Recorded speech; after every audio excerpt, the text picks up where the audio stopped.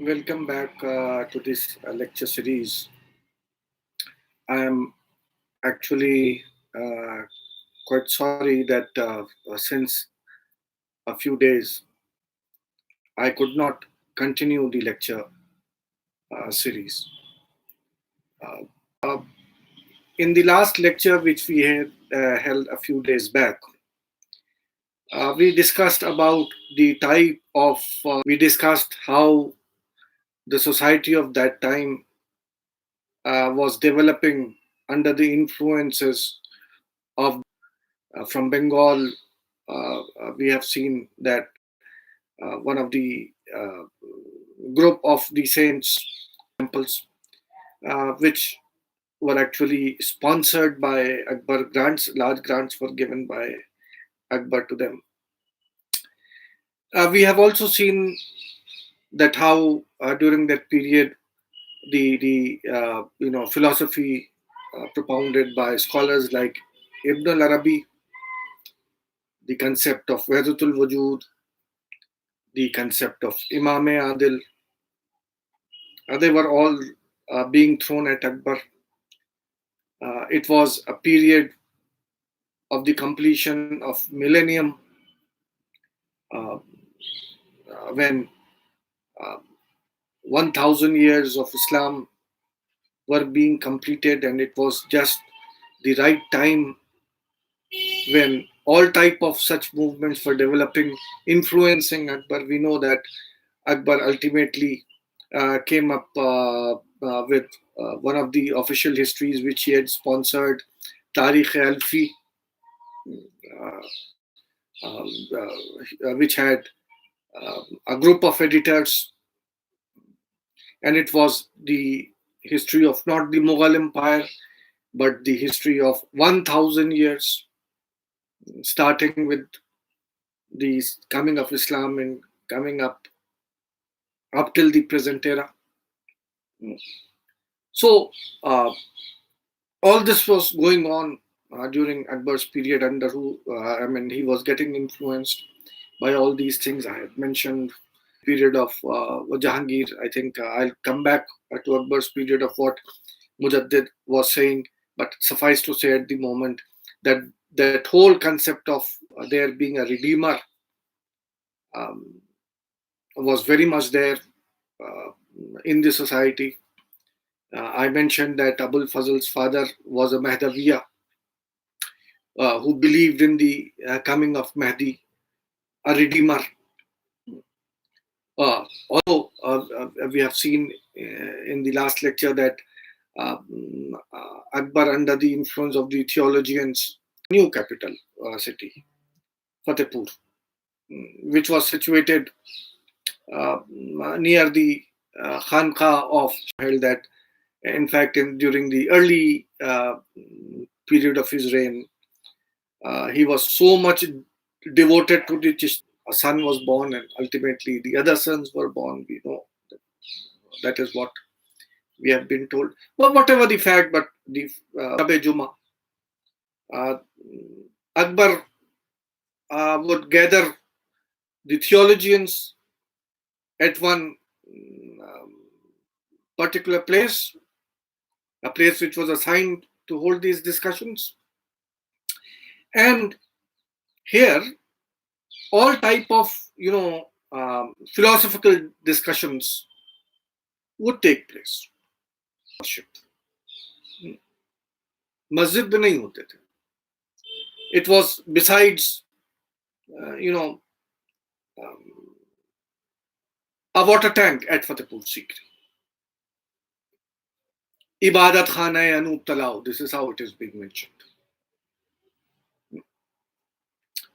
Now, from 1575 down to, are interested in these Ibadatkhana discussions or at the development of Akbar's religious policy from this period onwards, I would recommend that please go through the book of Professor Sayyid Athar Abbas Rizvi. The book which is Intellectual Movements during the period of Akbar. It's a book which should actually be consulted by all. It's one of the best accounts of the religious discussions which were taking place in the Ibadatkhana, the type of influences which went into the making of Akbar. He discusses, I mean, in fact, that is one of the basic works if you want to study on that. The second work which I would recommend, although there are a lot many, I mean, there is much which has been written, Nurul Hasan onwards, a lot of scholars have written on that. But I would recommend one another article where you can get who would be covered. Now, in these Ibadatkhana discussions, as I said, that only the Muslim theologians were allowed initially, 1575 to 1578, 77, 78. By Muslim theologians, I would mean the Hanafis, Shafis, Malikis, and Hanbalis, the four schools of the Sunni Islam. It was only they who would be, allowed to come here and discuss. Akbar sometimes would throw questions, or sometimes some others would throw questions at the theologians, at their disputes, and ultimately an answer would be tried to be found. From 1578 onwards, from 1578 down to 1580, the Ibadatkhana was thrown open to all. Certain incidents happened 78, 77, 78, that Akbar was very, very much disillusioned with the Muslim theologians and allowed the others. The Hindus were allowed. The Zoroastrians were allowed. The Jesuits were allowed. The Jains were allowed. All these people, and incidentally, we have no reference of any Buddhists being allowed, because this was in North India. Throughout, I mean, you read Abul Fazl, there's hardly any reference to Buddhism. So Buddhists are not referred. Zoroastrians are referred. Jesuits are referred. Shias are referred. All type of other, heretical sects are referred. And all of them started taking part in the discussions. And now from 78 onward, Sunni theologians, and they had to answer it, defend themselves, so on and so forth. And one of the basic sources of information, what was refers to all these discussions. Now, by 1578, the shallowness of the Muslim theologians had been totally revealed. I'll give you two examples. Now, for example, Abdullah Sultanpuri, he would, transfer the property at the end of the year to his wife, so that he may be exempted from paying the tax over it. Zakat is a tax, a religious tax, which you have to pay over scales, and all type of things which had been accumulated through the year would be brought, and he would then have them weighed, and then calculations would be made that how much zakat one has to pay. साल भर की जो भी बचा हुआ था. तो हमारे Sheikh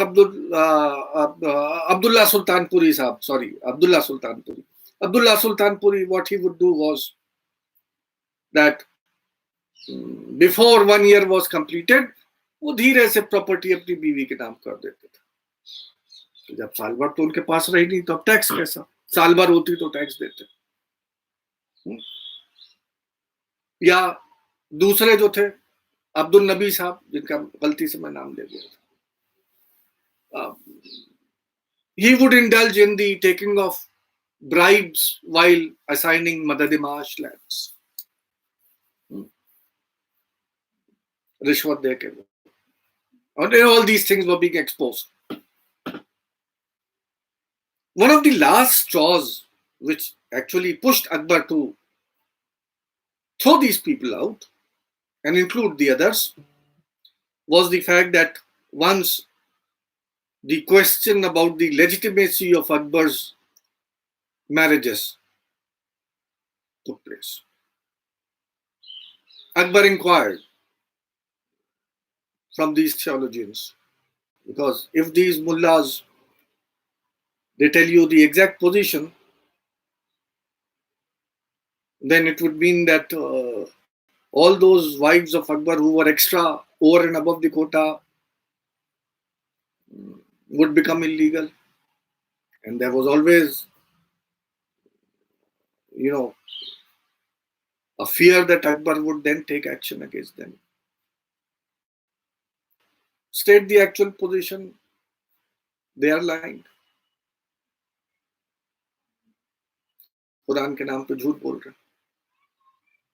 So what these people did was that I'm forgetting which one of these theologians, whether it was Abdul Nabi or Abdullah Sultanpuri, one of them, played a trick and started telling him, reading the ayat of the Quran and saying, 1 by 1, 2 by 2, 3 by 3. When you keep on multiplying all of them, so you get a large number, and said, Sir, abhi to gunjaish baqi hai, abhi aap aur kar sakte. Akbar realized through these Machiavellian, tricks of the theologians that they were not stating the truth. And why was Akbar holding these Ibadatkhana discussions? Abul Fazl अपने जो अकबरनामा का recession है पहला वाला, in that it is very clearly stated Akbar was holding these discussions हक तक पहुंचने के लिए. What was the divine truth? What was the fact? That was what he wanted. And we find that by 1578, and he saw that how these theologians were disputing among themselves, each one having his own theory, and all trying to argue that this is the correct one. And from 1578 onwards, when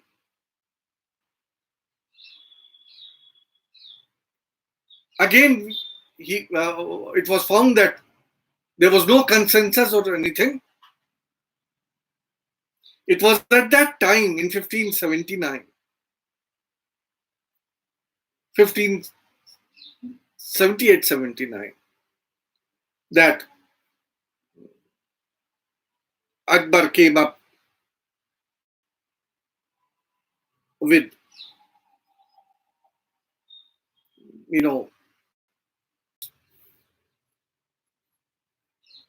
Abdul Nabi and Abdullah Sultanpuri and all those who were present there during that period. They had to sign a document which was prepared by Abul Fazl's father, Sheikh Mubarak. And this document, which was prepared and which was made to be signed by all these theologians, is known as Mahzar, the Mahzar of 1579. And one of the best papers which has been written on that, where you will get the entire, story of what the Mahzar was, is an article which was written on the topic by Professor Nurul Hasan. जो collected works Noor Hasan sahab के posthumously जो किताब आई है, please read that, it is given there. बहुत से लोगों ने और भी काम किया है, but I would recommend that you go through this article of Professor Nurul Hassan, where you would get the details of the mahzar. Of course, Tharab Basri's we I have mentioned earlier, that is also there. Now, through this mahzar of 1579, Akbar, 1000 years of Islam were being completed, and now there is a need of a change, of revival.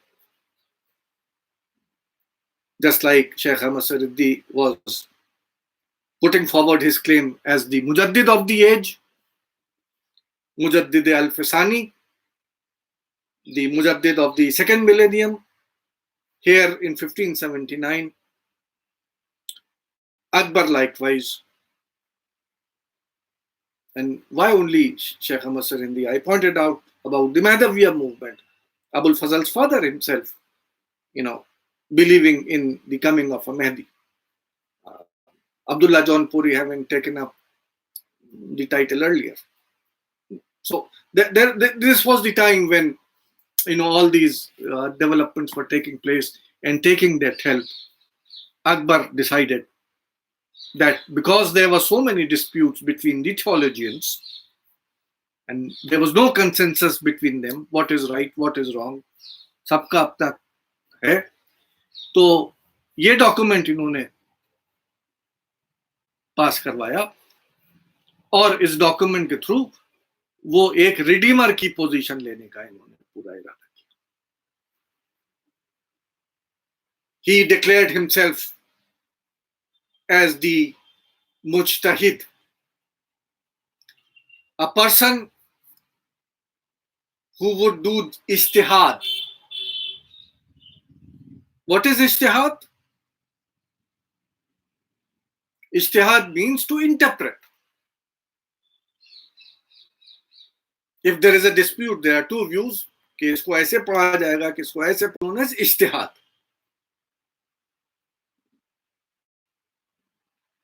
Just to give you a very lay example, कि अब ये मसला मुसलमानों के सामने था कि अब रसूलुल्लाह के पीरियड में तो हलाल है कि हराम है.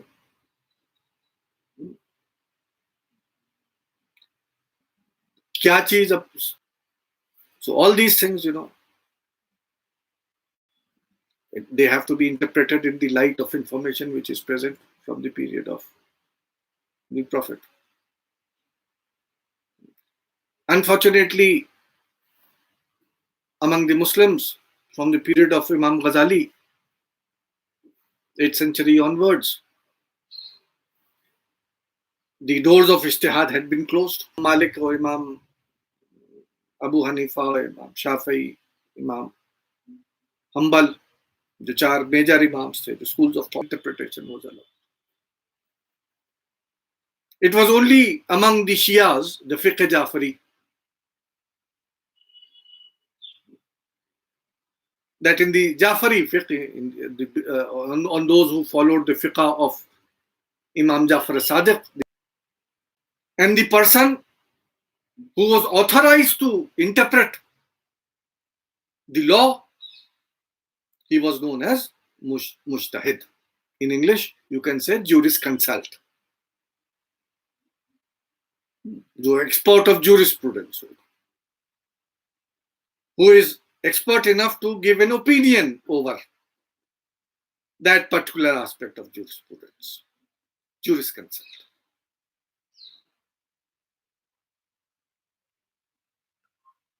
That was a position which Akbar claimed for himself. In the Mahzar of 1579, he declared that he was, अगर हनफी, शाफी, मालिकी, इन सब उलमा में जो थियोलॉजियंस हैं, जो कोर्ट में फैसला नहीं कर पा रहे हैं क्या चीज सही है, क्या चीज गलत है,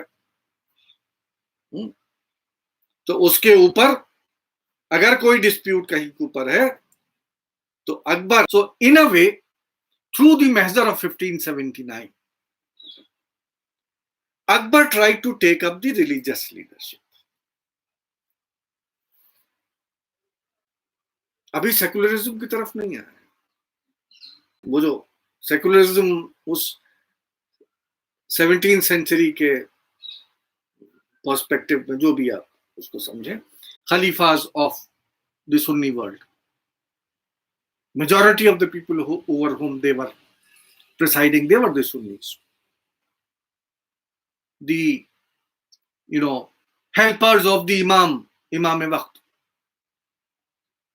They could not claim the title of the Imam, but they could always claim that they were those who were imposing the rule of the Imam on behalf of the Imam. Because most of those living in Persia, around 70-80%, they were the Shias, and they would follow them. लेकिन मुगलों के साथ ये problem थी कि अगर आप religious leadership लेंगे तो उनको मानने वाले कितने होंगे, how many percentage of Muslims. In spite of that, we find that due to the fact that this was the period when Akbar is in contact with the Uzbek Khanate Empire, Abdullah Khan Uzbek से इसके relations चल रहा है, North West Frontier policy, take up the leadership of at least the Muslims. So he claims that he is the Mujtahid, the Imam Adil. Imam Adil is a concept जो है वो ये है कि इमाम तो पैदा हो ही चुका है, अब इसके अलावा कोई नया नहीं बन सकता. So he could not invoke to take the help of the Shia elements, but he took up the title of Imam Adil. He took up the title of Mujtahid. And नुक्तावियों से और जो ईरानियन जो एक influences आ रहे थे, उनसे influence होते. Discuss this with you in my previous lecture briefly, but whatever, I have dealt with that. So this, and Akbar on a Friday ascended the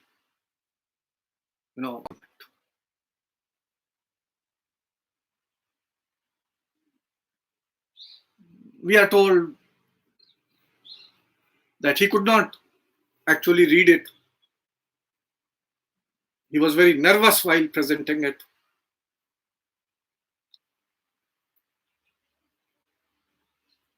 But one thing is very clear, that although this document was prepared by Abul Fazl's father,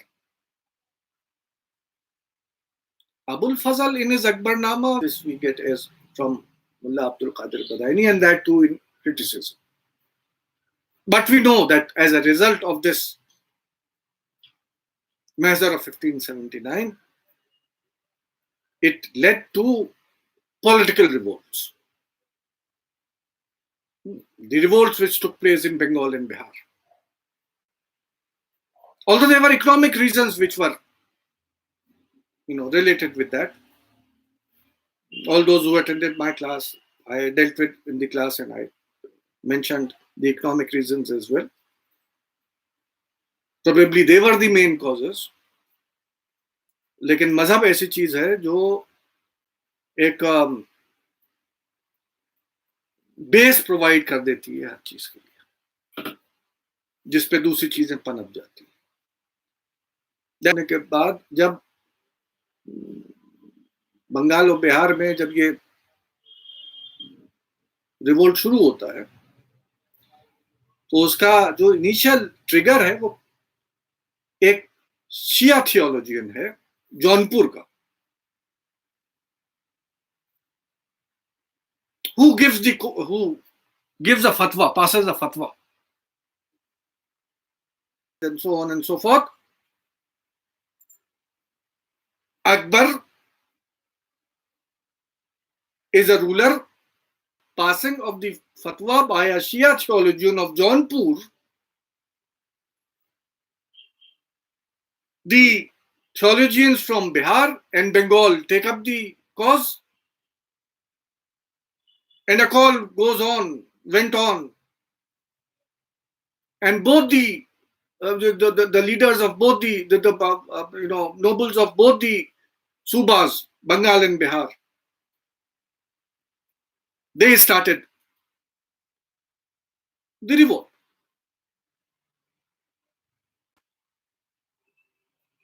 We find that 1581-82, the revolt was ultimately contained, but it was a serious threat to Akbar's position, and there was a religious issue involved, where both these things, the taking of the title of Mujtahid and the invocation of the title of Imam Adil, the fact that Akbar had taken up the title of Insan Kamil, that became a provocation for certain religious classes. And naturally, they succeeded because of some of the economic measures which had been taken in both these states. वो measures उस अंदाज में दूसरे states में, दूसरे सूबाज में अमल में नहीं आए थे, and that is why बुरा वहां भी लगा होगा, लेकिन ये कि वहां कोई मुल्ला Abdul Qadir Badayuni kept on claiming that मस्जिदें वीरान हो गई, ये हो गया, that is all. But as I said, that this was the same period, and very soon after this revolts, Akbar abandoned the idea. 1579 के इस महजर के बाद, that was the last step.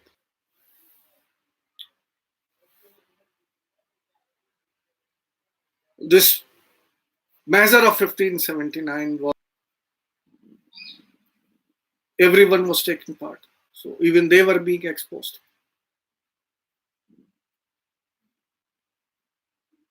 We have the account of Father Montserrat, the type of debates which were taking place.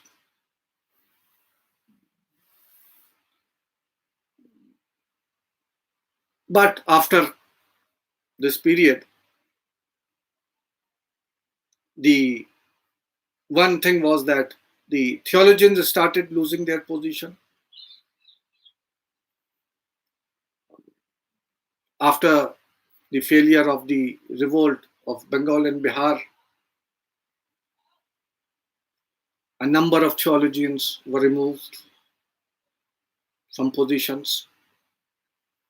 In fact, those who were while returning back the boat in which all these theologians were traveling, something happened. The boat sank. Every one of them was gone. Abdullah Sultanpuri and Abdul Nabi, they had started returning back, migrating back towards Delhi and Agra. But they were also successfully dealt with. We do not hear of any of them from this period onwards. We do not hear about the position of Sadr anymore. The Sadr Sudur, who used to be very important. Who doesn't know about Sheikh Zain, the Sadr under Babar? Sadr Sudur की position बहुत बाबर से लेके अब तक बड़ी powerful words.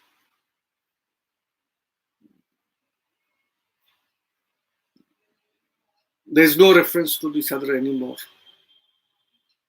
होंगे इधर उधर कोई appointed, no importance. Position was greatly reduced, lost all political patronage.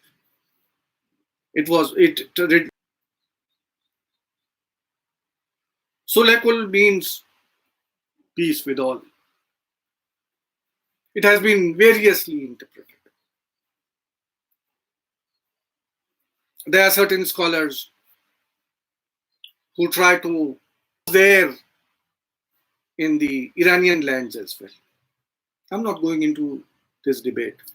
I'll just mention one fact to you, and that is that very recently, around 1 week back, by Professor Harbans book here,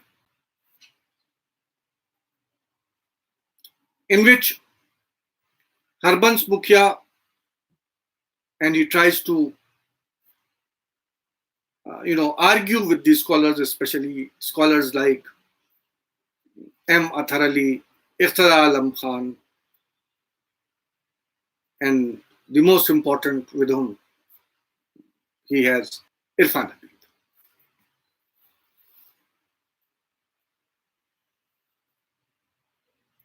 Remember that M. Athar Ali is one of the first persons who has uh, written an article on Akbar and Sulh Kul. That article has been variously published, written by Irfan Ali. Unfortunately, my copy is not with me at the moment. It is in the department's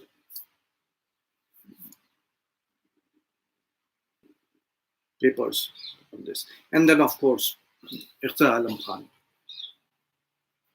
And now recently, this article by Harbans Mukhia. Uh, I must congratulate Mukhya ji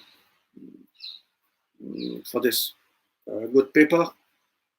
Um, I could not actually read it properly. But one thing which I could make out by reading through the ideas of Kabir, I had also in the previous lecture, went a long way in influencing the policies of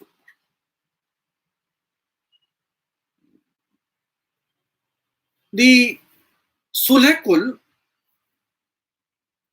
was a policy which, a very remarkable way, he says, he was one of those who was taking part in the Ibadatkhana.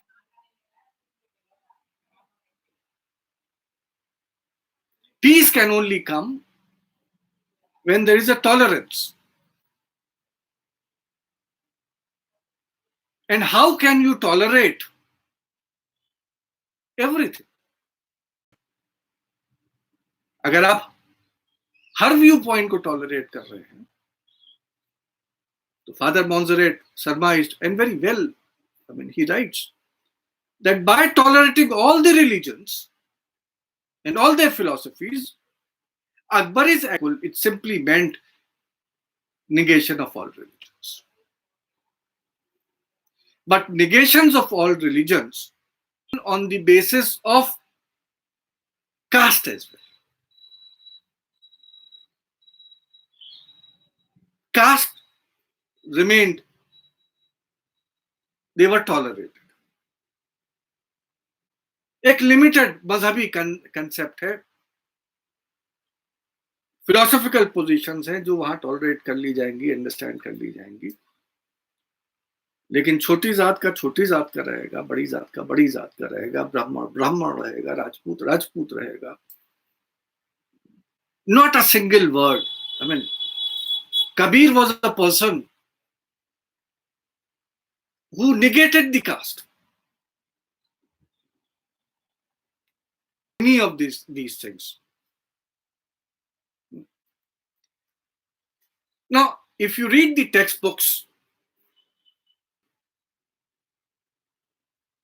Generally कोई भी किताब आप पढ़िएगा in general जो लिखी गई हैं,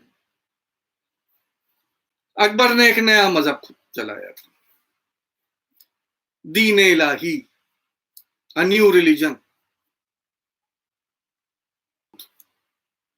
Any new religion as such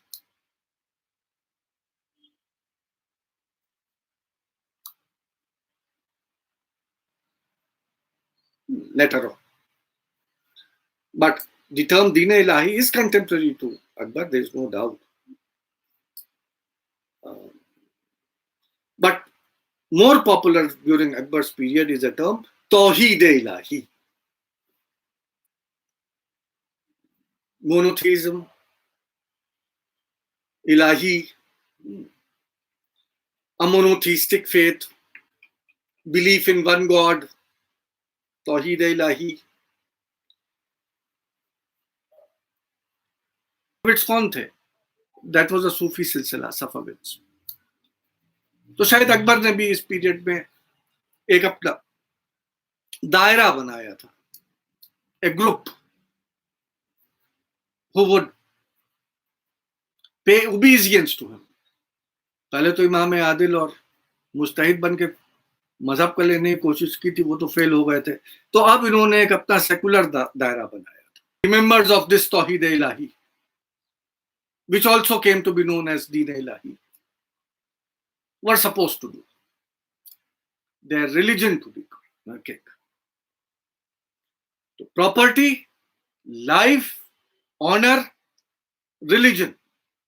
In other words, all four things were something through which they would submit their oneself to the person of Akbar. And they would carry in their neck भी बड़ा वो है Allahu Akbar.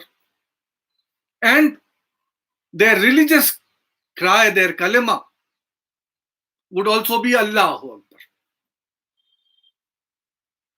जब एक दूसरे को देखेंगे तो वो कहेंगे अल्लाहु Akbar. Allahu Akbar is, as you know,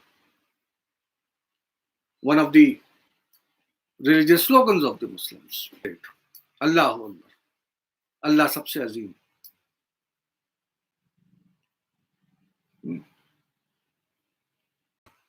Allah means great, तो ये ग्रेटनेस अल्लाह की हो रही है. अल्लाह अकबर, अल्लाह अकबर है या वही से वर्षा. अकबर जो है वो अल्लाह. Now there was, this,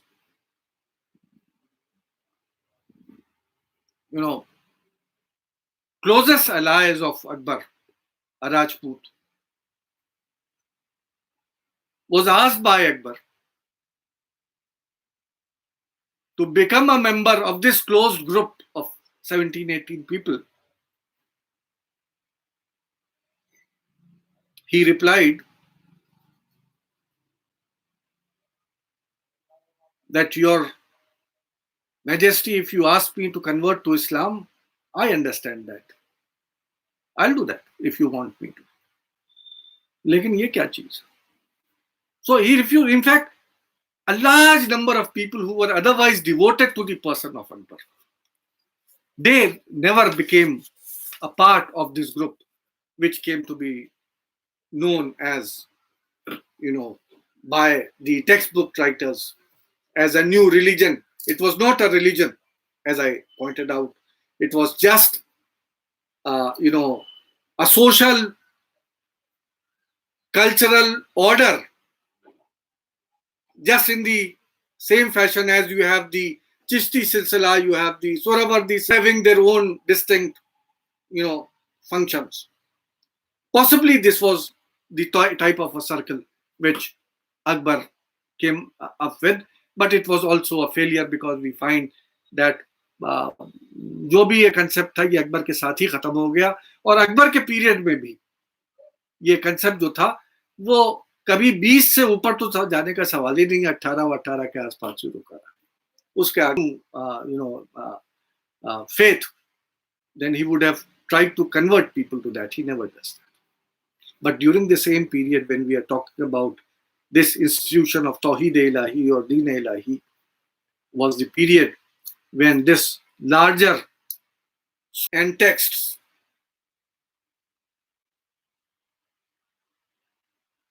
were translated into Persian. And a number of Persian works in reverse were translated into Sanskrit. किसी भी PCS, IAS के इम्तिहान में भी उस पर सवाल आ जाता है. रामायण और महाभारत. ऐसा लगता है कि जैसे अकबर के जमाने में सिर्फ survive. Atharvaveda, Gita. Example, there is a text known as Miratul Quds. Number of Christian texts. The stories about Christ. They were translated. But as I said that it was not, it was translated into Persian. Poetic works. Nal Damayanti, that was translated. Panchtantra. Panchtantra is one of the texts which was quite often translated. It's one of the most translated Indian texts. It was again religious text को आप नहीं समझेंगे जब तक आप इनके बारे में नहीं समझ सकते. हो ही नहीं सकता. आप एक दूसरे से आप टॉलरेट कर ही नहीं सकते जब तक आप दूसरे को समझेंगे नहीं. और समझेंगे कब? जब आप उसका लिटरेचर पढ़ेंगे. इसीलिए कहा जाता है कि अगर किसी कौम को मारना है तो उसको लिटरेचर से आप काट दीजिए. What is happening today? आप लोग रोज अखबार में पढ़ रहे हैं कि अभी फॉर एग्जांपल आज करके अखबार में था कि who comes to India during the reign of Jahangir, Akbar sun.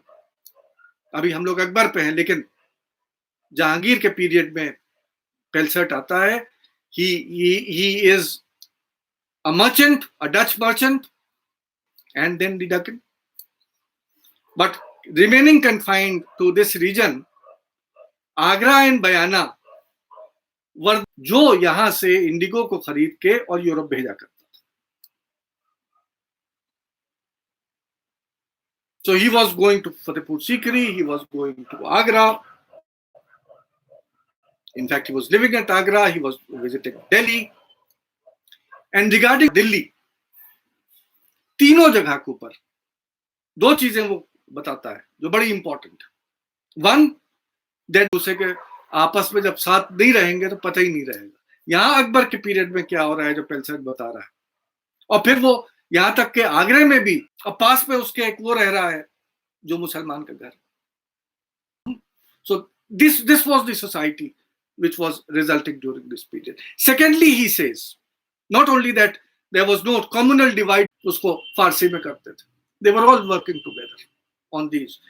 In fact, at Fatehpur Sikri, there was a full-fledged translation departments which had been established, where these type of translation works and everything was taking place. One of the last points which I would like to discuss with you is each other through their texts, through their literature, through their classics.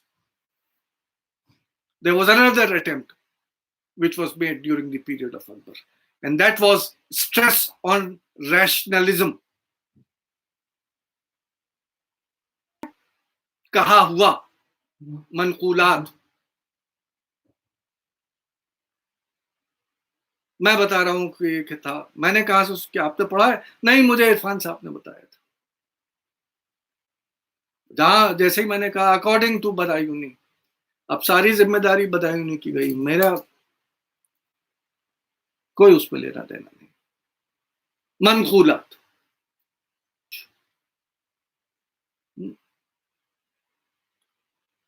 Received knowledge में आदमी कैसे करता है? Through तकलीद, blind following. There is no use of reason. That is how it is done, so I'll do it. So whether it is taqleed, don't require any understanding. Both these things were not stressed during the period of Akbar. They were, in fact, looked down upon. During the reign of Akbar, maqulat, rationalism, aql is maqulat, Chemistry is maqulat. And that is why we find that during the reign of Akbar, Akbar, as the sovereign, took up the responsibility of making the curriculum of the madrasas. And in these madrasas, in these educational institutions, the maqulat were given importance. Sciences, languages which were being taught. So Akbar's period saw a profound attempt to control the religion, but control it in a fashion where rationalism would be emphasized, where equality towards all. So in fact, the reign of Akbar becomes important for us because it was this period where religion as such, as we knew it earlier, was tried to be negated, where rationalism was tried to be emphasized. And I would end this lecture by once again emphasizing what Father Montserrat had pointed out, and that was that, as Montserrat again and again, I will cite him whenever I discuss Akbar, that Akbar was negating everything which was negative. Today, when we are living under Hindutva, we try to argue that Akbar too was, an attempt is made to portray Akbar as one of those who harmed Islam. No, he did not do that. What he did was very simple. In the next lecture, we would be dealing with Jahangir and Shah Jahan. Thank you very much.